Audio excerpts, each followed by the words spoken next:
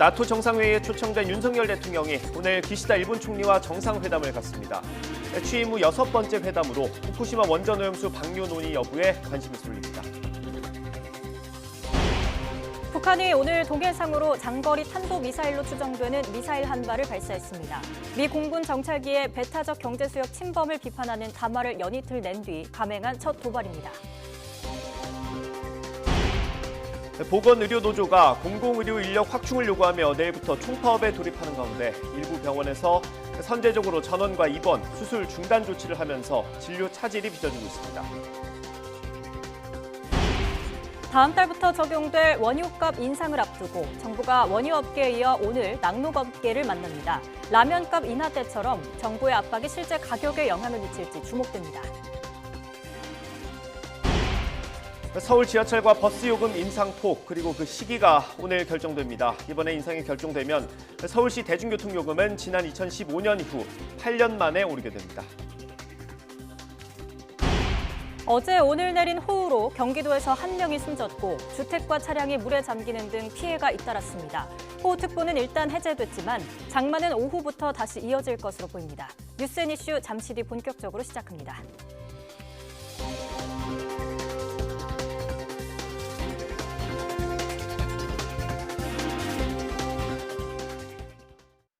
여러분 안녕하십니까? 북한이 오늘 동해상으로 장거리 탄도미사일로 추정되는 미사일 한 발을 발사했습니다.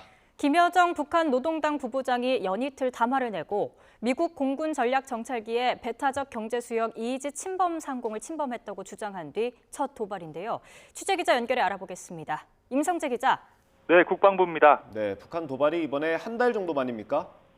네, 합동참모본부는 오늘 오전 10시쯤 북한이 평양 일대에서 동해상으로 발사한 탄도미사일 한 발을 포착했다고 밝혔습니다. 해당 미사일은 장거리 탄도미사일로 추정된다고 덧붙였습니다. 군은 감시 경계태세를 강화하고 한미 간 긴밀하게 공조하면서 상황을 주시하고 있습니다. 이번 발사는 지난달 15일 탄도미사일 도발 이후 27일 만입니다. 당시 북한은 한미연합 합동 화력 경멸 훈련에 반발하며 이 순안 일대에서 동해상으로 단거리 탄도미사일 2발을 발사했습니다. 북한이 대륙간 탄도미사일 ICBM을 발사했다면 지난 4월 13일 신형 고체 연료 기반 화성 18형 이후 90일 만입니다. 이번 도발은 김여정 북한 노동당 부부장의 연이은 담화 이후 첫 반응이라서 그 배경이 주목됩니다. 담화에서 김 부부장은 미군 정찰기가 배타적 경제수역 이이지 상공을 침범했다고 주장했습니다. 이어 이를 반복하면 군사적 대응 행동에 나서겠다며 격추 위협을 가했습니다. 이에 앞서 북한 국방성도 담화를 내고 미 정찰기가 조선 동해상에서 격추되는 충격적인 사건이 일어나지 않으리라는 담보는 그 어디에도 없다고 위협했습니다. 이에 대해 우리 군은 미 공중 감시 정찰 자산의 한반도 주변 비행은 통상적인 정찰 활동이었다며 북한의 담화에 일고의 가치가 없다고 일축했습니다. 북한의 담화를 두고 오는 27일 북한이 전승절이라고 부르는 6.25 전쟁 정전협정일 전후 이 도발을 감행하기 위한 명분 쌓기에 나섰다는 분석이 나왔습니다. 지금까지 국방부에서 전해드렸습니다.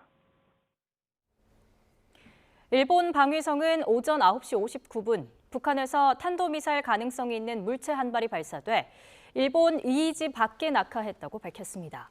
이와 함께 발사체는 변칙 기동을 한 것으로 추정된다고 설명했습니다. 일본 방위성은 앞서 북한이 쏘아 올린 발사체가 한반도에서 550km 떨어진 지점 일본 배타적 경제수역 이이지 밖에 11시 13분쯤 떨어질 것으로 예상된다고 밝힌 바 있습니다. 윤석열 대통령이 오늘 리투아니아에서 기시다 일본 총리와 정상회담을 갖습니다. 한일 정상이 회담 형식으로 만나는 건 윤 대통령 취임 이후 오늘이 6번째입니다. 오늘은 특히 원전 오염수 방류를 앞두고 있는 만큼 관련 논의가 어떻게 이루어질지에 가장 관심이 쏠리고 있습니다. 대통령실 고위 관계자는 회담 발언은 미리 조율하지 않았지만 후쿠시마 오염수 문제가 나올 수 있고 이외에도 외환 위기에 대응하는 공동 안전장치와 첨단 기술 연구, 공급망 안정화를 위한 협력 방안 등이 다뤄질 수 있다고 밝혔습니다. 네, 정치권도 오늘 한일 정상회담 결과를 주목하고 있습니다. 서울 양평고속도로 사업 백지화를 둘러싼 공방도 계속되는 양상입니다. 국회 연결합니다. 나혜인 기자. 네, 국회입니다. 네, 일단 한일 정상회담 관련 메시지부터 정리해 주시죠. 네, 국회 외교통일위원인 국민의힘 윤상현 의원은 오늘 아침 라디오 방송에서 윤석열 대통령은 오염수 문제에 관해 무엇보다 우리 국민의 건강과 안전을 중시할 거라고 말했습니다. 일본이 오염수를 방류하더라도 국제원자력기구의 상시 안전성 검증에 우리가 참여하는 등 제도적인 장치를 마련할 거라고 강조했습니다. 다만 방류 자체에 대해서는 이미 문제가 없다고 결론낸 국제기구 보고서가 있어서 윤 대통령이 명시적으로 반대하기는 힘든 상황이라고 설명했습니다. 당내 오염수 방류 대응 조직인 우리바다 지키기 검증 TF는 오늘 오후 외식업, 식품업계 관계자들을 국회로 초청해 최근 위축된 수산물 소비 관련 애로사항을 듣고 지원 대책 등을 논의합니다. 반면 민주당 박광원 원내대표는 아침 회의에서 윤 대통령이 기시다 일본 총리와 회담에서 오염수 방류 보류에 합의해 와야 한다고 압박했습니다. 우리 국민은 물론 일본 사회와 태평양 도서국 국민 다수가 오염수 투기를 반대하고 있다며 일단 보류시키고 앞으로 대책을 논의하자고 제안했습니다. 일본 현지에 가 있는 민주당 방일 의원단도 마지막 날 일정을 이어갑니다. 일본 프레스센터에서 외신 기자회견을 진행했고 오후에는 오염수 해양 투기 저지를 촉구하는 도보 행진을 계획하고 있습니다. 네, 서울 양평고속도로 논란은 계속되고 있죠. 네, 국토교통부가 고속도로 종점 변경 논란을 해소하고자 내일 경기도 양평군 일대를 현장 점검하는 가운데 민주당은 계속 공세 수위를 높이고 있습니다. 이재명 대표는 아침 회의에서 윤석열 정부가 고속도로 종점 변경 의혹의 진상을 은폐하기 위해 거짓말로 일관하고 있다며 국회 국정조사를 하자고 주장했습니다. 이어 정부 해명과 달리 고속도로 종점 변경안은 인수위 시기 국토부 자체 용역으로 마련됐고 양평군에 종점 변경을 제안한 것도 국토부였다고 강조했습니다. 이번 사태의 본질은 예비 타당성 조사를 통과한 고속도로 종점이 정권이 바뀌자마자 대통령 처가 땅 근처로 바뀐 거라며 특혜 몰아주기가 인수위 1호 과제였느냐고 쏘아붙였습니다. 국민의힘 역시 지역 주민들의 수건인 고속도로 사업이 다시 추진돼야 한다는 점에는 이견이 없습니다. 다만 원안 노선 주변에 전직 양평군수 등 민주당 인사들이 땅을 갖고 있었다는 언론 보도를 부각하면서 무리하게 의혹을 제기한 민주당의 사과가 전제돼야 한다는 입장을 고수하고 있습니다. 국토위 국민의힘 간사인 김정재 의원은 아침 YTN과 통화에서 오는 17일 원희룡 국토부 장관이 출석하는 전체 회의를 지켜보겠다면서도 민주당이 원안을 고집하면 앞으로도 평행선을 달릴 수밖에 없다고 말했습니다. 지금까지 국회에서 전해드렸습니다. 대구 퀴어 문화축제를 둘러싸고 시작된 대구시와 경찰, 시민단체의 갈등이 법정 공방으로 이어지게 됐습니다. 퀴어 축제 조직위를 비롯한 시민단체는 오늘 기자회견을 열어서 홍준표 대구시장을 공무집행 방해 혐의로 검찰에 고발하고 집회를 방해받은 데 대한 손해배상도 청구하겠다고 밝혔습니다. 이에 대해 홍 시장은 즉시 SNS를 통해 이들이 판결문에도 없는 도로를 10시간이나 점거해 교통을 방해하고 공무원 3명을 다치게 했다며 맞고발에 나서겠다고 반박했습니다. 특히 지금 사태가 대구경찰청장의 무지로 발생했다며 직권남용과 특수공무집행 방해, 치상 등의 혐의로 함께 고발하겠다고 강조했습니다. 보건의료노조가 공공의료와 인력 확충 등을 요구하면서 내일 총파업에 돌입합니다. 노조 측은 전국에서 4만 5천 명이 파업에 참여할 거로 예상했는데요. 일부 병원에서는 이미 진료 차질이 발생하고 있습니다. 취재기자 연결합니다. 기정훈 기자. 예, 사회정책부입니다. 대규모 파업이 예고됐습니다. 벌써 차질이 생기고 있는 곳도 생겼다고요? 그렇습니다. 보건의료노조에 따르면 이번 파업에는 전국에서 140여 개 의료기관, 보건의료 인력 4만 5천 명이 참여합니다. 29개 사립대 병원지부와 12개 국립대 병원지부, 또 특수목적 공공병원지부 12개, 지방의료원지부 26개 등이 파업에 동참한다고 노조 측은 밝혔습니다. 이른바 빅5로 불리는 서울의 대형 병원들은 빠졌지만 고려대 안암병원과 고려대 구로병원, 이대 목동병원, 경희대병원, 한양대병원, 아주대병원과 한림대 성심병원 등 상급 종합병원들도 전국에서 20곳 정도가 파업에 참여합니다. 노조 측은 총파업 중에도 응급실과 중환자실, 분만실, 신생아실 등 환자 생명과 직결된 업무에는 필수 인력을 투입하겠다는 입장이지만 진료 차질은 이미 시작된 분위기입니다. 부산대병원 분원이 양산 부산대병원과 부산대 어린이병원은 오늘까지 모든 입원 환자를 퇴원이나 전원하도록 했습니다. 또 외래 진료도 일부 축소하고 예정된 수술 일정도 미루도록 환자들에게 양해를 구하고 있습니다. 국립암센터도 총파업이 예정된 내일과 모레 잡혀있던 수술 일정을 모두 취소했고 중증 환자가 아닌 입원 환자들은 퇴원시키고 있습니다. 파업이 시작되면 당장 환자들의 생명이 위협받는 상황도 우려됩니다. 노조 측은 어떤 것들을 요구하고 있습니까? 예, 보건의료노조는 보건의료 인력 확충과 직종별 업무 범위 명확화, 적정 인력 기준 마련 등을 요구하고 있습니다. 또 간호, 간병 통합 서비스 전면 확대, 의사 확충, 불법 의료 근절, 공공의료 확충 등을 요구하며 사용자 측과 교섭해왔는데 사측이 불성실한 교섭으로 일관해왔다고 파업 배경을 설명했습니다. 노조는 파업에 앞서 오늘 오후 이대 서울병원 등 파업에 참여하는 전국 의료기관에서 동시에 총파업 전야제를 열 예정입니다. 또 내일은 전국 상경 파업을, 모레엔 지역별 파업을 예고하고 요구사항이 해결되지 않을 경우 무기한 총파업을 하겠다고 선언한 상황입니다.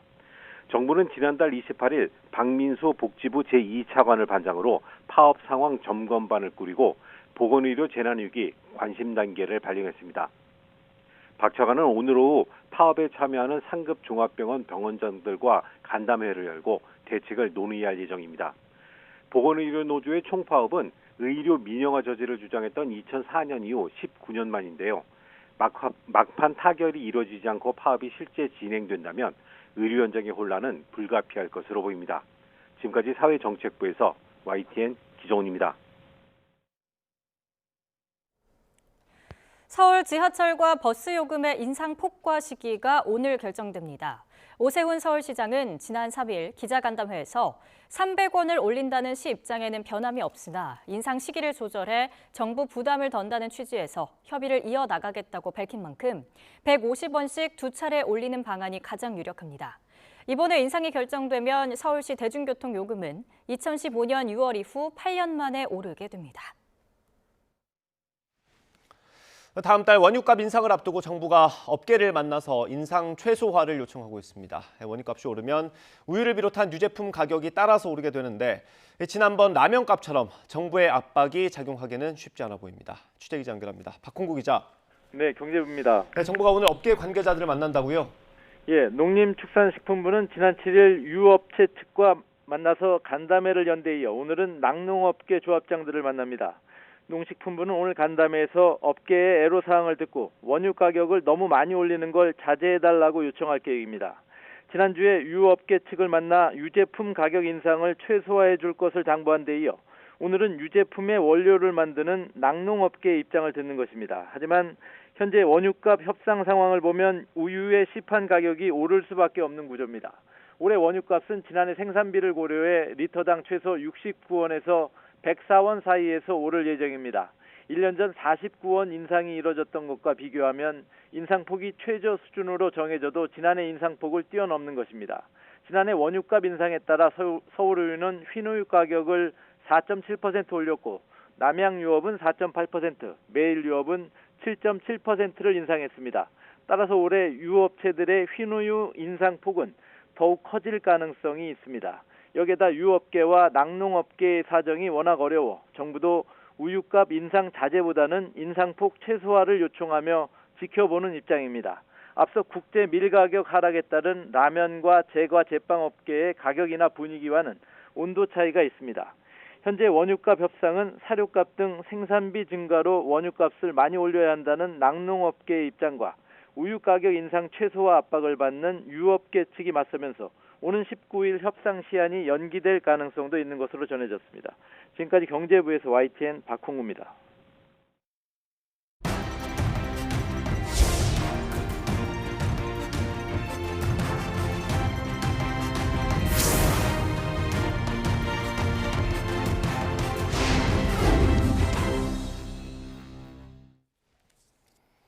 네, 정치권 이슈 짚어보겠습니다. 국민의힘 박정아 의원, 민주당 신현영 의원과 함께합니다. 어서 오십시오. 안녕하십니까. 오늘 저는 처음 뵙습니다. 오늘 잘 부탁드리겠습니다. 예, 잘 부탁드립니다. 오늘 첫 번째 이슈도 서울 양평 고속도로입니다. 이게 며칠째 지난주부터 계속해서 이 주요 이슈로 다루고 있는데 일단 어제 새로 나온 내용을 보면 그 예비 타당성 조사를 2021년도에 통과한 이후 그리고 국토교통부가 환경 영향 평가 항목을 공개할 때까지 그 한 2년 정도가 비는데 그 사이에 민간 용역 업체가 지금 거론되고 있는 변경안을 검토했었다라는 게 발표가 됐습니다. 그죠. 그 부분 설명 좀 해주시겠습니까? 일단 이제 두 가지가 드러나는 건데 첫째는 지금 말씀하시는 것처럼 애초에 예비 타당성 조사 결과가 나오고 난 다음에 실제 노선을 보는데 작년 5월인 거죠. 예. 작년 5월 윤석열 대통령이 5월 9일 날 취임을 했으니까 작년 5월에 취임 이후 그다음에 원희룡 장관 취임 이후 며칠 사이에 이제 민간 업체가 다른 대안 이게 사실은 양평 국민들이 강화 IC를 만들어 달라는 요구가 있어서 예. 그걸 검토하다가 이제 제3안 대안을 좀 만들어서 그렇게 발표가 된 거고 예. 두 번째는 이전에 2018년 2월 당시에 양평군 내에서 양평 2030이라는 기본 계획을 만드는데 네. 거기에도 이미 이 강상면에 붙이는 안이 있었다라는 게 이제 새로 그 사이에 밝혀진 거죠. 그러면 애초에 우리가 논란이 됐었던 것처럼 이 강상면에 JCT를 만드는 게 김건희 여사 일가의 땅을 굉장히 부풀려주기 위해서 만들었다는 민주당의 의혹은 사실은 없어지는 거거든요. 근데 아직도 좀 전에 저희가 리포트에서 봤습니다마는 민주당 그리고 이재명 대표는 이게 여전히 의혹이 있고 국정농단이다라고까지 주장을 하니까 사실은 제가 볼 때는 이런 식으로 정치권에 계속 논쟁을 하면 저는 한 발자국도 못 가는 것 같아요. 계속 말싸움만 하다 결국에 손해는 양평 군민들만 보게 되는 것 아닌가라는 생각입니다. 현재까지 지금 한 보름 정도 이 건으로 굉장히 논란이 되고 제가 볼 때는 그냥 사회적으로 비용만 하늘에 막 날리고 있는 상황 아닌가 이렇게 판단하고 있습니다. 예, 아까 띄워주셨던 그래픽을 다시 한번 보여주시겠습니까? 고속도로 특혜 공방 남은 의무는 이게 시간대별로 저희가 정리해 놓은 건데 그러니까 애초에 2021년도 예타를 통과한 이후에 어떤 근거도 없이 갑자기 강상면으로 가는 안이 공개가 됐다라는 게 의문이 있었던 거예요. 근데 그 사이에 국토부가 용역을 줘서 한 민간 기업이 이거를 타당성 조사하는 과정에서 강상면으로 변경하는 걸 검토했던 겁니다. 그래서 이게 의혹이 해소된다라고 지금 국민의힘에서는 보는 건데 민주당 주장은 이렇습니다. 3월 9일이 대통령 선거였고요. 그리고 타당성 조사 용역이 입찰이 된 게 3월 15일이에요. 이 그래픽을 보시면 됩니다. 그리고 대통령이 취임한 게 5월 10일입니다. 그리고 9일 뒤에 착수 보고에 종점 변경안이 검토가 된다라는 문서가 나오는 겁니다. 그래서 민주당에선 인수위 때 압력이 이미 가해진 거 아니냐 이런 주장인 것 같습니다. 예, 실제로 이 타당성 조사가 의뢰된 거는 문재인 정권은 맞긴 하지만 말미였고요. 실제로는 결과가 나오고 이제 환경 영향 평가까지 들어가는 시점에서는 이제 윤석열 정권의 그런 살아있는 권력들이 작동을 하는 시기였기 때문에 이런 부분이 걸쳐 있었던 거는 맞습니다. 그리고 민간에 용역을 주었다고 하지만 민간 용역의 결과가 민간이 판단하는 건 아니고 그 결과를 가지고 결국에는 국토부 그리고 정부에서 결정을 하게 되는 부분이 있거든요. 이런 부분에서 지금 용역에 대한 시기만 나온 거지 그 과정에서의 결과 그리고 그 결과를 반영하는 그래서 수정안으로 가는 시점에서의 누가 어떤 소통이 있었는지는 아직까지는 미지수입니다. 이런 부분들이 앞으로 더 밝혀져야 될 것으로 보이고요. 화면에서 보신 것처럼 이 수정안으로 가면서 김건희 여사의 그런 일가의 땅과 가까워지면서도 강남권과 더 빠른 접근성이 기대되는 부분들이 있기 때문에 이런 부분에 있어서 명명백백하게 지금 국토부와 그리고 관계자분들께서 뭐 기자 간담회를 하던 설명을 통해서 있는 그대로 설명을 해주시면 될 것 같습니다. 그렇게 되면은 이런 의혹들이 빠르게 해소가 되지 않을까 생각이 들고 실제로는 오히려 이 사건이 발생을 하는 데 있어서 원희룡 장관께서 전면 백지화라는 초강수를 두셨단 말이죠.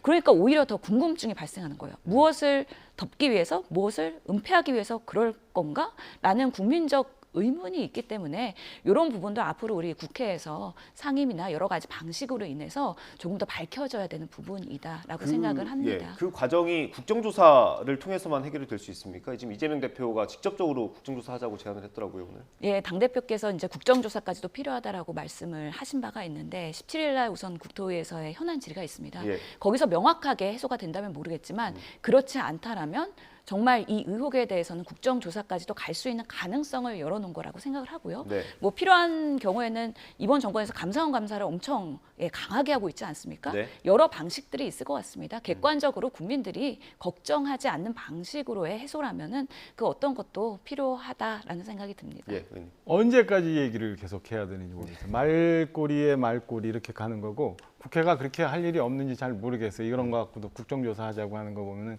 이재명 대표께서 어떤 계산으로 했는지 모르겠는데 자, 두 가지를 하나 보죠. 첫째 하나는 지금 꼴대가 자꾸 바뀌어요. 첫째 하나는 아까 말씀드린 것처럼 그 강상면에 JCT를 만든다고 하면 네. 처음에는 IC였죠. 예. 이게 출입이 가능한 IC. 그거는 근데 그게 좀 아니라 혼돈이 있었던 게 아닐까요? 좀 막혀 있는 예. 출입이 불가능한 JCT인데 그렇게 돼서 김건희 여사 일가의 땅이 있었고 그게 국정농단에 준하는 특혜고 네. 여기서 엄청난 땅값이 올라야 되는데 사실 안 올랐잖아요. 그리고 난 다음에 그 다음엔 어떻게 되냐면 좀 전에 신 의원님 말씀 주신 것처럼 이런 논란 저런 논란을 막 만들다가 원희룡 장관이 백지화하겠다고 그러니까 왜 당신이 그런 식으로 국정을 얘기를 하느냐라고 해서 꼴대가 좀 바뀌어요. 네. 지금 와서 어제는 또 어떤 얘기가 나느냐면 민주당의 권칠승 수석 대변인께서는 네. 대통령이 도망갔다고 또 표현을 해요. 대통령이 왜 직접 얘기 안 하고 대통령이 도망갔다고 그래요. 엊그제만 해도 대통령께 뭐 만기칠남이라는 비판을 했던 야당이에요. 네. 이제 와서 뭐 서울 양평 고속도로 종점이 어떻게 되는지 그걸 대통령이 답하라는 거예요. 그럼 결과적으로 가다 보면 어떻게 되냐면 결국에는 어제 시민단체의 소통관에서 주선해서 기자회견했던 것처럼 네. 윤석열 탄핵, 정치 공방 이걸 만들기 위해서 여기까지 온 겁니다. 네. 사안이 복잡하면 간단하게 봐야 되는데 땅값 안 올랐어요. 그리고 이건 이미 문재인 정부에서부터도 노선 대안에 대해서 검토를 했었던 게 확인이 돼요. 예. 이제 와서는 또 그 꼴대를 자꾸 바꾸면서 시비 거는 것밖에 더 되느냐라는 말씀을 하나 드리고 네. 두 번째는 인전 문재인 정부 당시에 이 노선이 검토된 건 맞지만 그 사이에 인수위 때 노선이 바뀔 수도 있었던 것 아니냐라고 하는 거는 우리 원전 때 얘기 나왔던 것처럼 무슨 신내림 서기관이 또 하나 나와야 되는 거예요.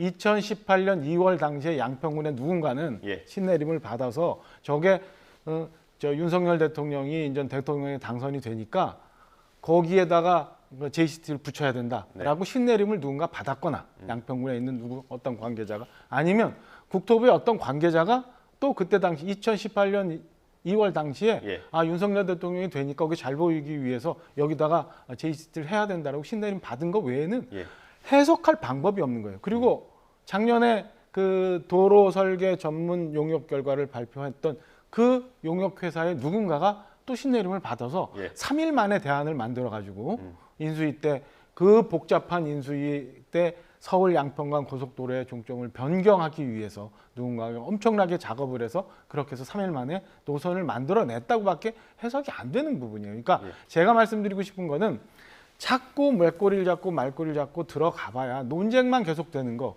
이제 정리를 좀 하고 민주당도 양평 국민을 위해서 그리고 정말 국토의 효율적인 개발을 위해서 그러면 좀 건전한 논쟁을 좀 하고 그 사이에 합리적인 대안을 만들어내는 게 맞지. 마냥 정쟁 만들고 국정농단이라고 하고 이제는 심지어 국정조사까지도 하고 대통령이 도망갔다고까지 인식을 한다면 저는 뭐 계속 이 논란은 끝없이 계속 갈 수밖에 없다라고 생각해요. 그러면은 아예 얘기 나온 것처럼 이 정부 말고 다음 정부에서 하게끔 하거나 지금 일부에서 얘기 나오는 것처럼 그런 변경 노선에 대해서 환경영향평가, 교통영향평가 또 예비 타당성 검토해가지고 또 시작해야 된다는 얘기밖에 없어요. 그러면 손해는 결국엔 양평 국민만 보는 것 아닌가라는 생각이 전 개인적으로 듭니다. 그 뭐 의원님이 말씀해 주신 게 대부분 다 이해가 됩니다. 그 인수위 때 그 짧은 기간에 어떻게 어떤 압박이 있고 압력이 있을 수 있느냐라는 부분인 거는 이해가 되는데 그럼에도 불구하고요. 그 예비 타당성 조사 KDI가 하는 게 그렇게 간단한 작업은 아니지 않습니까? 그럼요. 보고서가 400페이지가 넘던데. 그럼요. 그러니까 일부에서는 지금 네. 예비타당성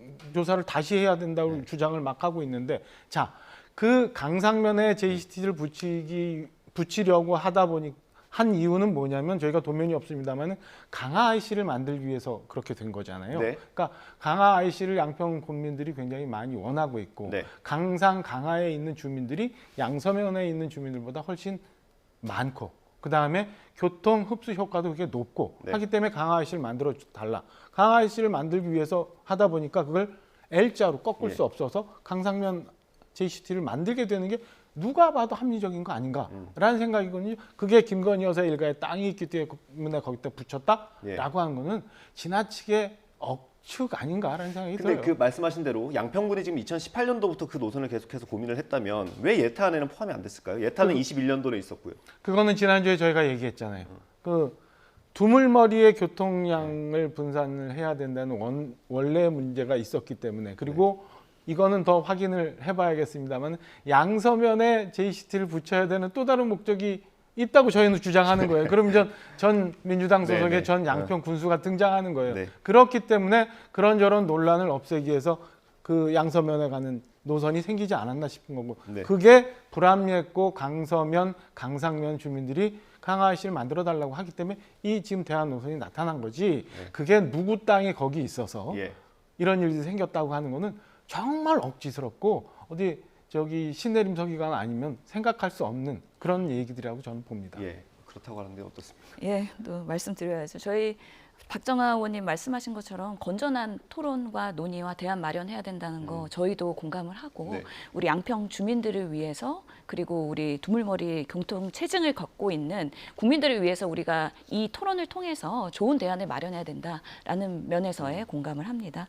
다만 말씀하신 것처럼 신내림을 받은 건지 아니면 누군가가 이권 개입이 됐는지 모르기 때문에 야당으로서는, 그리고 언론으로서는 당연히 의혹을 제기할 수 있다. 그런 부분에 있어서 우리 정치가 참 안 좋은 관행들이 생기고 있는데, 야당이 뭔가 문제 제기를 하면 이건 정치 공세, 네. 정치 공세이자 선동이다 하면서 그냥 덮어버려요. 그냥 저는 정부와 여당에서 이런 문제가 발생을 했을 때 차근차근 팩트 근거로 해서 설명을 하시고, 그 당시에 어떤 연구 용역 결과로 누가 어떤 판단을 했는지에 대해서 설명을 하시면 되는데, 백지화를 들고 나오면서 오히려 더 의혹이 커졌고, 네. 이런 부분에 있어서 국민적인 그런 불안과 의심들이 생긴 거기 때문에 네.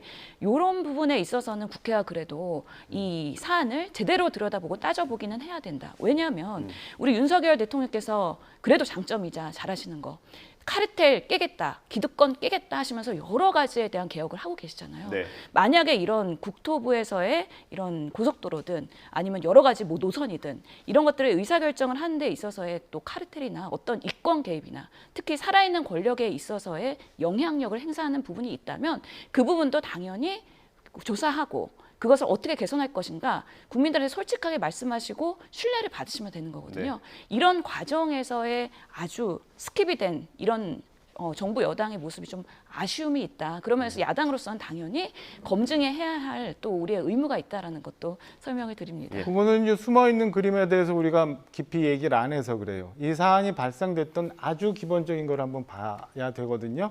그러니까 지금 작년에 그 동해 뭐 하는 몇몇 그 기술 도로 설계 기술 용역 받았던 업체 회사 말씀하시는 거죠? 뭐 그런 게 해서 대안이 나오고 주민공청회가 예정이 돼 있었죠. 네. 양평군에서 예정이 돼 있었는데 아마 7월 초일 겁니다. 예정이 돼 있었는데 이 예정된 그 공청회를 가지고 민주당 지역협의회장 전 양평군수가 문제를 제기를 했고 이에 대해서 지금 전국을 순회하고 계시는 이해찬 전 총리가 이건 김건희 여사의 특혜다. 그리고 민주당의 김의겸 의원 등 몇몇이 문제를 굉장히 삼습니다. 그래서 이 예정돼 있던 공청회가 무산이 돼요. 무산이 돼서 시끄러웠고 이런저런 설명을 했음에도 불구하고 민주당이 계속 김건희 여사 일가의 특혜를 주장을 하기 때문에 저희 당에서 당정협의라는 걸 열어서 그럼 어떻게 이걸 논의할까 하는 과정에 원희룡 장관이 백지화 논의를 얘기를 한 거고. 그러니까 지금 신 의원님 말씀 주신 것처럼 좁은 정부에서 그다음에 여당에서 설명을 하면 되지 왜 이 과정이 빠졌느냐라는 거는 제가 좀 전에 말씀드린 이 과정들을 다 우리가 무시했기 때문에 인지하지 않기 때문에 하는 얘기예요. 굉장히 많은 과정들이 있었고 그 논란의 발단도 역시 민주당에서 시작이 됐는데 그리고 좁은 설명하는 과정을 거쳐왔는데도 불구하고 이를 너무 키웠기 때문에 원희룡 장관이 저는 백지화라는 아무리 얘기해도 이 백지화라는 얘기를 하고 난 다음에도 지금 한 일주일여가 지났잖아요. 예. 아직도 논란이 계속되고 있잖아요. 지금 객관적인 팩트가 몇 가지가 있음에도 불구하고 그러니까 양서 IC를 붙이면 전 양평공수에 땅이 있기 때문에 그것도 특혜 논란이 될 수 있다. 그리고 김건희 여사 일가의 땅이 전혀 땅값의 변동이 없고 오히려 하락했기 때문에 이건 특혜가 아닐 수도 있다. 그리고 2018년 2월에 이미 양평군에서 기본계획으로 그 안을 검토했었다. 그리고 또 작년에도 마지막 강화 IC를 만들기 위해서 대안을 검토했었다. 이런 것들에 대해서는 전혀 무시한 상황에서 여전히 계속 논란이 있고 여전히 계속 의문이 있고 그러니까 국회에서 또 얘기해야 된다고 얘기하는 이 도돌이표적인 상황이 계속되니까 부질없는 논쟁이라고 말씀드리는 거예요. 그러니까 시작이 어떻게 됐고 지금 어떻게 오다가 이런 상황까지 왔는지에 대해서 우리가 돌아본다면 그리고 최종적으로 복잡한 문제를 해결하기 위해서 그럼 골관이 되는 의무는 뭐고 그다음에 이걸 풀기 위해서는 어떤 걸 해야 되는지에 대해서 생각해 본다면 저는 그렇게 복잡한 문제라고 생각지 않아요. 그러니까 일의 순서라는 게 있잖아요. 그러니까 민주당이 무조건 이건 대통령 일가의 특혜다, 국정농단이다 주장했던 부분에 대해서 우리가 잘못한 부분도 있다. 일견 조금 많이 나가서 오해한 부분도 있다라고 시작을 한다면 저는 원희룡 장관이 백지화도 그때 얘기하면 돼요. 아까 제가 꼴대를 바꾼다고 얘기하는데 처음에 그 김건희 여사 일가의 특혜라는 부분이 없어지고 나니까 이제 와서는 또 원희룡 장관이 잘못했다라고 또 일로 몰아가요. 그리고 대통령이 나타나라 또 이렇게 주장을 하고 막 섞어서 얘기할 게 아니라 하나하나 정리해 나가다 보면 그다음에 답은 저는 분명히 나오지 않을까라는 생각입니다. 그래서 어쨌든 사업을 추진해야 되지 않겠습니까? 그 전제 조건이 민주당 사과는 맞습니까? 국민들이 원한다면 추진해야 되는 게 맞지요. 그리고 다 아는 것처럼 저도 지역구가 원주라 가끔 이 기왕에 있는 영동고속도로 중부내륙고속도로랑 막히면 그쪽 노선을 이용하기도 하는데 엄청 힘들어요. 그러면 이게 도로가 뭐 뚝딱하면 내일 만들어지는 게 아니잖아요. 향후 시작을 해도 굉장히 오랜 기간, 4, 5년 이상 걸릴 텐데 시작해야죠. 근데 마냥 저렇게 문제가 되면 대한민국의 모든 땅이 국가 소유가 아닌 한 누구 땅인들 안 나오겠어요? 그런 거 다 잊어버리고 정말 문제가 되는 게 있다면 모르지만 그런 거 아니고 괜히 오해 삼고 정쟁으로 만들겠다고 하는 거 아니라면 저는 민주당이 지금 현재 상황에서 깨끗하게 인정하고 시작하면 된다고 봅니다. 그러면 저는 국토부 장관도 이 건에 대해서 전향적으로 생각할 수 있고 여당 의원들도 아마 그런 상황이라면은 국토부와 좀 전향적인 방법을 생각해 보라고 설득할 의지도 있어요. 뭐 방귀 낀 놈이 성낸다는 그런 속담이 갑자기 생각이 나는데요. 의원님 얘기 들으니까 어떻게 보면은 여러 가지 공방들에 있어서 의구심을 계속 불러 일으켰던 거는 그 여당과 원희룡 장관의 답변이었던 것 같습니다. 그래서 민주당이 먼저 노선을 변경 요구했냐 그것도 팩트 체크를 해보면 우리는 IC를 설치해달라고 했지 수정안으로 요청을 한 적은 없었는데 그런 왜곡된 사실들이 남말하고 있기 때문에 이런 부분에 있어서 조금 더 검증이 필요하겠다라는 생각도 들고 원희룡 장관이 이런 김건희 여사 일가의 땅에 대한 인지 시점 뭐 최근에 알았다고 하는데 실제적으로 보면 작년에 10월 국정감사 때 한준호 의원도 원희룡 국토부 장관을 대상으로 해서 이 부분에 문제 제기를 했어요. 그런 부분에 있어서 당연히 모를 수가 없다. 더 나아가서 인수위원회 때 정책총괄본부장이었던 원희룡 장관.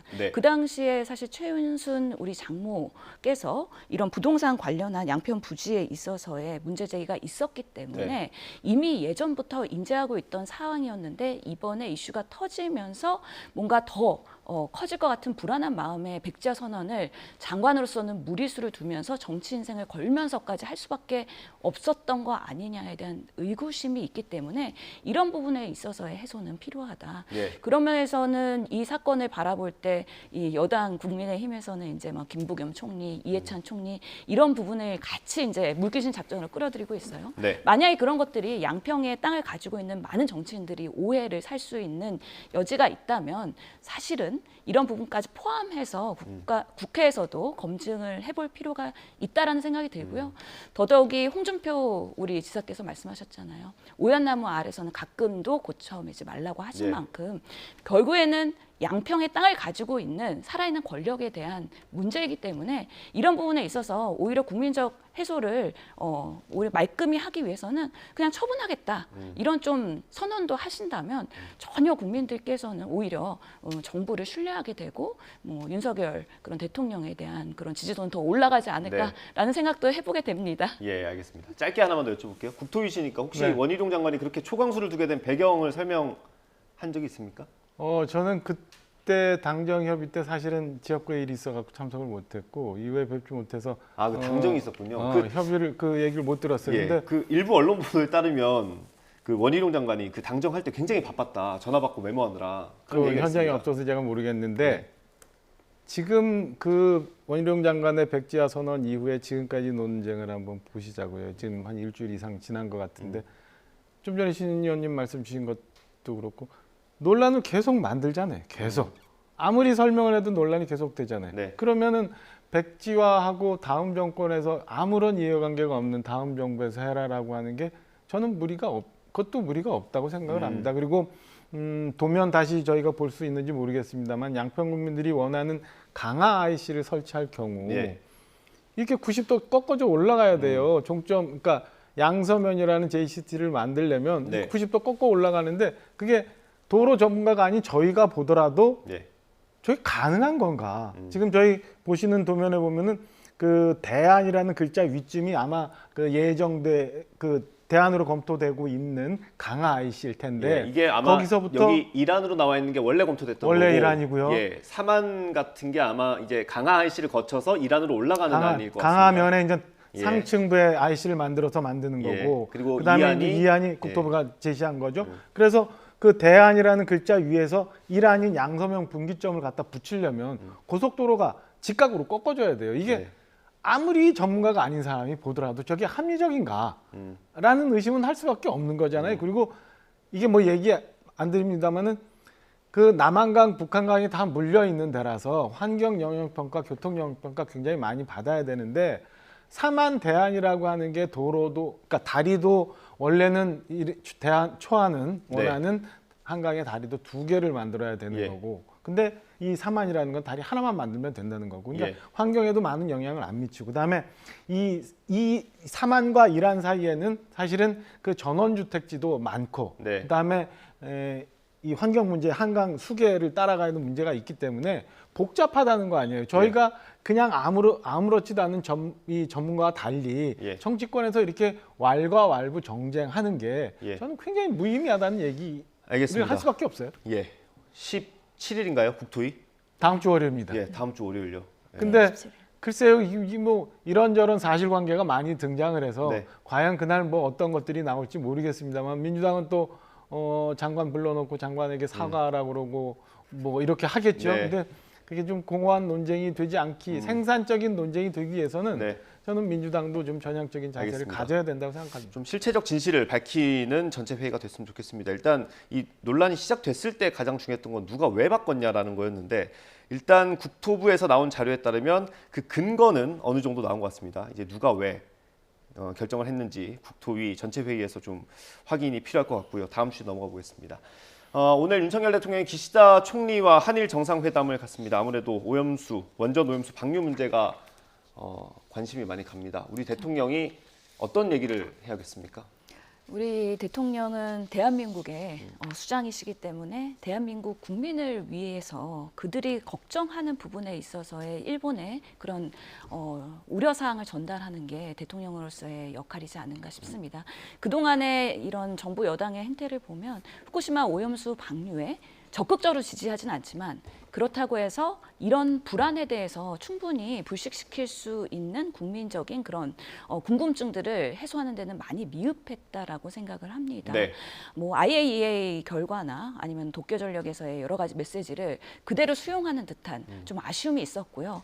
그렇기 때문에 우리 외교라는 건 항상 균형 있게 그리고 상호 양쪽에서의 끌려감 없이 당당하게 하면서도 일본에 요구할 건 요구해야 된다. 그러면서 지금 해양 이런 오염수 방류로 인해서 발생할 수 있는 여러 가지 뭐 생태계에 대한 문제 그리고 인체의 유해성에 대한 것들을 장기적으로 추적을 하고 문제가 있으면 이런 부분을 적극적으로 제어하는 데 있어서 어떤 조치가 있는지에 대해서 더 강력하게 요구를 해야 될 것 같고요. 네. 근본적으로 바라건대 오염수 방류가 만능은 아니지 않습니까? 우리가 비용을 더 한다면 뭐 매립을 한다거나 아니면은 뭐 수소 방출이나 수증기 방출 등 다양한 방법이 있기 때문에 근본적인 것부터 풀어가면서 대화를 했으면 좋겠다. 그래서 일본이 정말 우려하는 부분들이 이런 비용적인 거라면 그런 것들을 우리 국제적으로 공조 협력을 어떻게 할 것인지 지구 환경을 위해서 그리고 우리 국민 인류의 건강을 위해서 그 시각에서의 좀 더 전문가들과 보건, 환경, 인권 이런 측면에서의 메시지가 더 많이 나왔으면 좋겠다라는 바람으로 기대를 하고 있습니다. 네. 뭐 야당의 요구사항이 몇 가지가 있습니다. 그 중에 하나라도 받아들일 수 있는 게 있습니까? 혹시? 예. 뭐 잠깐이라도 얘기가 될 수 있겠죠. 근데 이제 일단 그 나토 정상회담 계기에 지금 한일 정상회담이 있는 거잖아요. 네. 그리고 김여정이 그 긴장을 굉장히 고조시키는 상황에 오늘 아침에 또 탄도미사일을 쐈고, 그러니까 탄도미사일로 추정되는 미사일입니다. 예, 아무래도 이 동북아에 있어서의 한일, 그다음에 서방과의 관계, 뭐 이런 게 제일 중요한 문제가 아닐까 싶은 생각이 듭니다. 그래서 동북아에서의 북핵에 대한 대응, 한일 간의 공조, 이 와중에 지금 뭐 통화 사업도 다시 재개가 됐고, 그다음에 그 전에 한일 간의 갈등이 있었던 문제들, 그러니까 한일 간의 관계가 정상화되는 여러 가지 중에 이런 얘기들이 제일 많이 논의가 되지 않을까 싶은 생각이 듭니다. 여기에 네. 이제 그 정부가 여러 번 천명을 했습니다만 후쿠시마 수산물이 안전하다는 결론이 나오기 전까지는 절대 수입하지 않는다라는 게 정부의 입장이기 때문에 야당이 걱정하는 부분에 대해서는 오늘 아침에도 일부 보도 보니까 현지에서 아마 발표가 브리핑이 있었던 것 같은데 아마 국민들이 걱정하시는 부분에 대해서는 언급이 있을 거다라는 보도도 일부 있더라고요. 그래서 저는 그게 한일 정상회담, 오늘 있는 정상회담의 전체 주제가 되기는 어려울 거고 일부 대통령께서 국민들이 걱정하시는 부분에 대해서는 분명한 입장을 전해지지 않을까라고 예상을 하고 있습니다. 그게 야당이 얘기하는 것처럼 2년 동안 11개의 그 이해관계가 있는 나라들이 모여서 만들었던 결론을 이제 와서 또 다시 뒤집고 국제 간의 신뢰라는 것도 다 없애고 또 다시 없애서 원점화하자고 하는 야당의 주장을 사실은 지금 현재 야당 의원 몇 분들이 좀 동경가 있잖아요. 네. 그게 얼마나 메시지가 메아리 칠지 모르겠습니다만은 그렇게 좀 공허한 얘기들, 그다음에 국제 사회의 일환으로서 자꾸 우리가 처음부터 얘기했던 원칙들을 이렇게 돌아가는 일들은 없었으면 하는 바람이 좀 있어요. 우리 대통령이 어떤 이야기를 할지 또 어떤 요구를 할지 관심인데 일단 야당에서 주장하는 것들은 사실 관철되기는 많이 어려울 것 같거든요. 그럼에도 불구하고 사실 정부 여당에서 하지 않기 때문에 야당이 할 수밖에 없는 상황이다라는 건 꼭 말씀드리고 싶습니다. 이게 후쿠시마 오염수 방류를 전제하고 모든 것들을 검증하고 과학적인 근거를 만들자 이거는 매우 한계가 있는 그리고 결론을 내고 우리가 그것을 합리화하기 위한 방식으로의 수단에 지나지 않기 때문에 그러니까 야당의 논리가 실제로 우리가 일본에 요구하면 막을 수 있다라는 어떤 확신이나 기대가 있는 겁니까? 아니면 막을 수 없더라도 우리는 이 정도의 메시지를 내야 된다라는 겁니까? 저는 지금의 우리 더불어민주당의 이 절체절명한 이런 이슈에 대해서는 끝까지 최선을 다한다. 일단 최선은 다한다. 예, 끝까지 할 수 있는 건 다 한다. 그리고 야당으로서 우리가 대한민국의 국회 일원으로서 국민적 우려가 있는 거는 충분히 일본에도 전달하고 우리 대한민국 내에서도 제대로 된 보완 대책이 나올 수 있도록 하는 데 있어서 목소리를 내야 된다라는 목적을 갖고 있고요. 그런 면에서의 이 일본 내에서도 여론도 그렇고 어민들도 그렇고 대한민국에 있는 수산업자들도 그렇고 상당한 불안들이 있습니다. 이런 것들을 누군가는 대변해야 되고 목소리를 내야 되기 때문에 당연히 오염수 방류가 능사는 아니고 그 대안에 대해서 지구 환경의 입장에서는 어떤 더 나은 대안이 있을 수 있을지 끝까지 노력하고 고민해야 된다. 그런 예. 면에서의 역할에 최선을 다하고 있는 거다라고 예. 양평 고속도로하고 다 비슷한 얘기예요. 계속 제가 말에 말꼬리를 잡고 자꾸 그 정쟁을 만든다고 말씀드렸는데 예. 후쿠시마 이 오염수 배출권에 대해서도 문재인 정부에서 시작이 된 거예요. 그때 우리 정부가 합의해서 그렇게 하기로 하고 전문가도 파견해서 결과를 만들어냈어요.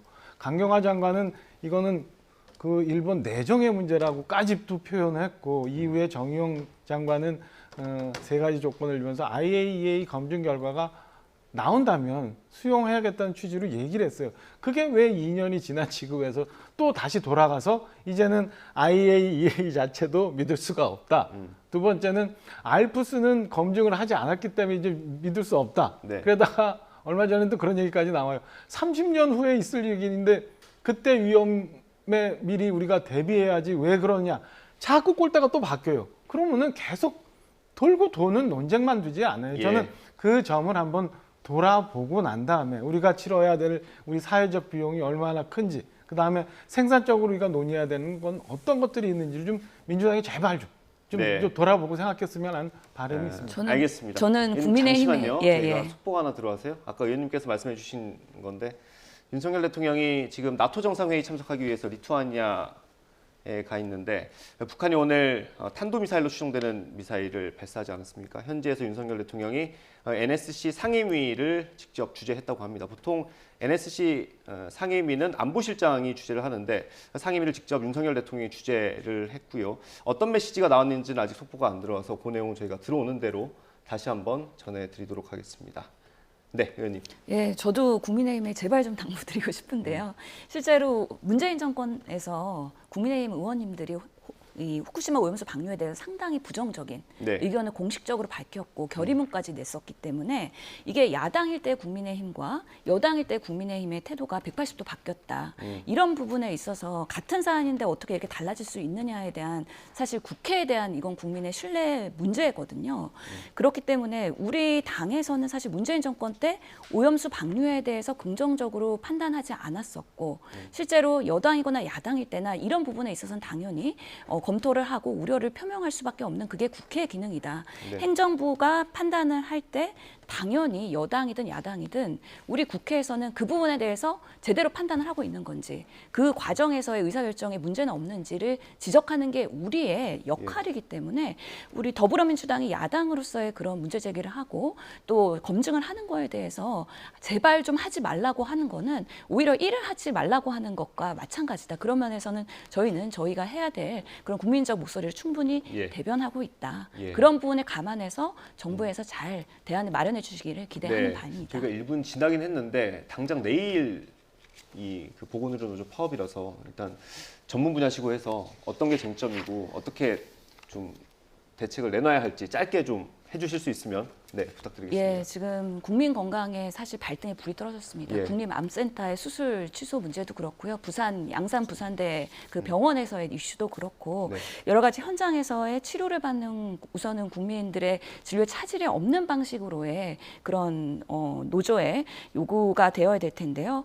결국에는 지금 이번에 7대 요구 사항이 있습니다. 네. 뭐 간호간병 통합 서비스의 확대나 아니면 간호사대 환자 수의 비율 조정이나 아니면 코로나에 대한 충분한 보상 그리고 뭐 공공의료를 확대하라 이런 주장들은 사실 최근에 나온 게 아니고요. 이전부터 지속적으로 있었던 요구들인데 그동안 정부가 여러 가지 이유로 방기하고 있었던 것들이 또 이 타이밍에 한 번에 터지고 있는 거라고 예. 생각을 합니다.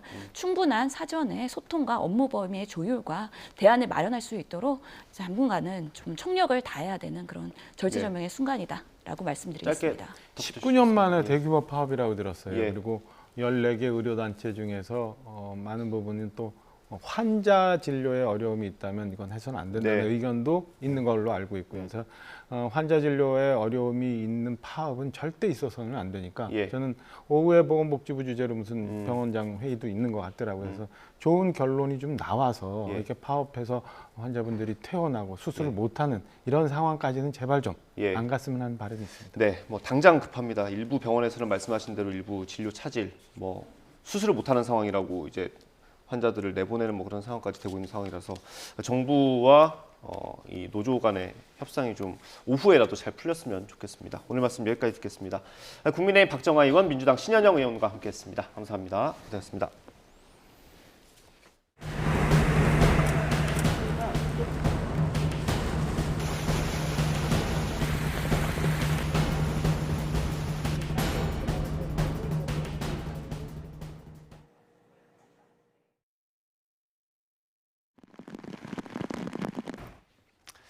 네, 오늘은 비가 소강 상태를 보이면서 낮 동안 무더위가 기승을 부리겠습니다. 하지만 밤사이 다시 정체 전선이 북상하겠고 내일부터는 전국에 강한 장맛비가 내린다는 예보입니다. 기상센터 연결합니다. 윤수빈 캐스터. 네, 기상센터입니다. 네, 내륙에는 비가 일단 안 오는 겁니까? 네, 그렇습니다. 비구름이 동쪽으로 빠져나가면서 서울 등 내륙 지방은 비가 잠시 소강 상태를 보이고 있습니다. 낮 동안에는 다시 30도 안팎의 무더위가 기승을 부리겠는데요. 오늘 서울 한낮 기온은 30도, 대구는 32도까지 오르겠고요. 습도가 높은 탓에 체감하는 더위는 이보다 더 심하겠습니다. 오늘은 대체로 하늘빛만 흐리겠지만 대기 불안정으로 인해 저녁까지 전국 곳곳에 5에서 20mm의 소나기가 지나겠습니다. 작은 우산 하나 챙겨 나오시기 바랍니다. 한편 오늘 밤사이 다시 정체 전선이 북상하면서 내일은 전국에 장맛비가 내리겠습니다. 또다시 중부지방에 시간당 30에서 80mm의 집중호우가 예상돼 대비가 필요한데요. 내일과 모레 예상되는 비의 양은 수도권 많은 곳에 250mm 이상, 강원과 충북 북부에도 200mm가 넘는 큰 비가 내리겠고요. 그 밖에 전국으로도 최고 150mm의 많은 비가 쏟아지겠습니다. 장맛비는 다음 주까지 길게 이어지겠습니다. 특히 이번에는 많은 양의 비가 장시간 내릴 것으로 보이는 만큼 저지대 침수 등 호우 피해가 발생하지 않도록 각별히 주의해 주시기 바랍니다. 지금까지 날씨 정보였습니다. 지난 2020년 집중호우 당시 방류량 조절에 실패해서 홍수 피해를 유발했다는 비판을 받은 섬진강 댐이 오늘 오후 3시 3년 만에 다시 수문을 엽니다. 섬진강 댐은 이때부터 초당 150톤씩 방류할 예정인데 강 하류 쪽에 피해가 발생하지 않도록 유의해달라고 당부했습니다. 네, 극한호우 아직 끝이 아닙니다. 이제 시작입니다. 지금 우리나라로 향하고 있는 장마전선은 일본에서 물폭탄을 쏟아내 인명피해까지 냈습니다. 위력이 어느 정도인지 화면으로 보겠습니다. 네, 지금 보시는 화면 일본 남서부 규슈의 후쿠오카현입니다. 폭우가 쏟아져서 인도와 도로가 온통 물바다가 된 모습입니다. 특히 후쿠오카현과 오이타현에서는 수십 년 동안 경험한 적 없는 수준의 폭우가 내린 걸로 알려졌습니다. 하천이 범람하고 산사태가 발생해서 최소 5명이 숨지고 3명이 실종됐습니다. 이렇게 폭우를 퍼부은 장마전선이 우리나라를 향합니다. 일본 상공에서 머물다가 북태평양 고기압이 확장하면서 북상하는 건데 기상청은 13일인 내일부터 이 장마전선이 한반도를 오르내릴 것으로 보고 있습니다. 진짜 장마가 본격화하는 겁니다. 기상청은 암울한 전망을 내놨습니다. 지금까지는 일부 지역에 짧고 굵게 내리는 도깨비 호우였다면 내일부터는 장마전선이 위치한 지역에서 많은 양의 비가 장시간에 내릴 거라는 겁니다. 그만큼 비 피해 우려도 커질 걸로 보입니다. 철근을 빠뜨리고 지었다가 주차장이 무너져 재시공이 결정된 이른바 순살자이 아파트에 이어서 이번엔 철근이 콘크리트 밖으로 돌출된 이른바 통뼈 캐슬 아파트까지 등장해 안전에 대한 불안이 커지고 있는데요. 화면으로 함께 보겠습니다. 서울 강동구 고덕동에 있는 아파트 외벽입니다. 철근 가닥이 콘크리트 바깥쪽으로 불쑥 튀어나와 있죠.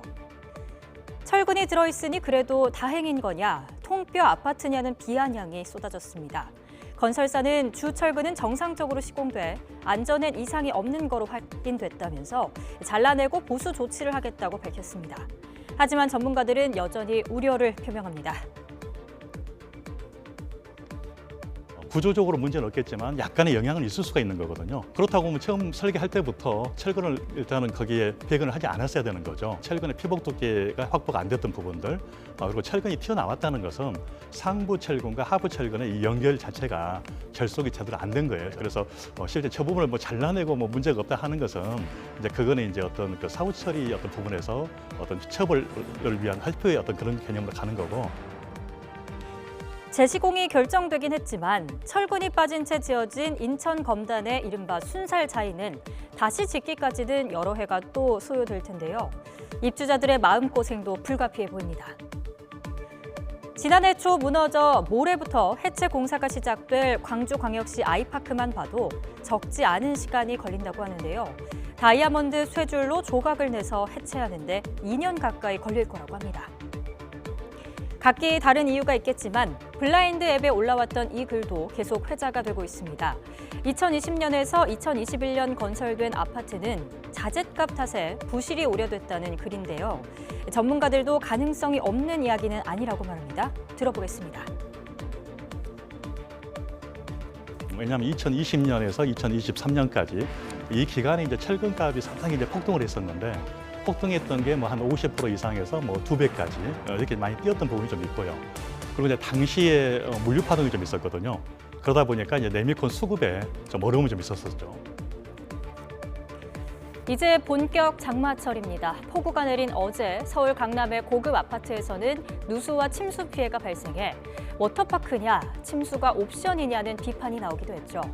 높낮이를 없앤 입구의 디자인 탓이었다고 하지만 비가 많이 내리는 시기인 만큼 새 아파트 공사 현장은 물론 기존 아파트에서도 철저한 안전 점검 필요해 보입니다.